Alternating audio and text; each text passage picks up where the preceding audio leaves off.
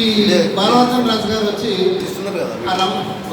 రమణమ్మ అనేసి ఒక మంచి వైద్యురాల్ని, ట్రెడిషన్ వైద్యురాల్ని అతను సంస్థకి పరిచయం చేయడం.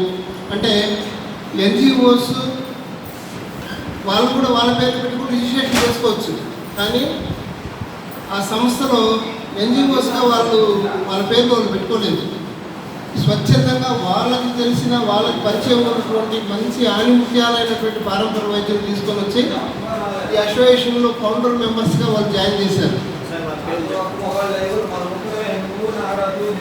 చంద్రశేఖర్ రాజు గారు అధ్యక్షుడు, సుబ్బమ్మ గారు వైస్ ప్రెసిడెంట్, విజయ్ కుమార్ గారు general secretary, next EC members treasurer వచ్చి బాలకృష్ణారెడ్డి గారు, అతను స్వర్గస్థులయ్యారు.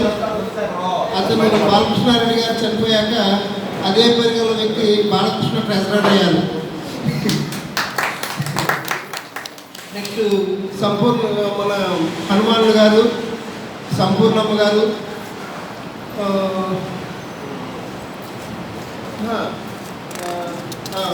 రమణమ్మ, వీళ్ళు కమిటీ మెంబర్స్. ఈ 7 మెంబర్స్తో బాడీ మంది ఉంది. అవన్నీ కూడా రెన్యూవల్స్ అన్నీ ఇప్పుడు జరుగుతున్నాయి, కార్యక్రమాలన్నీ కూడా.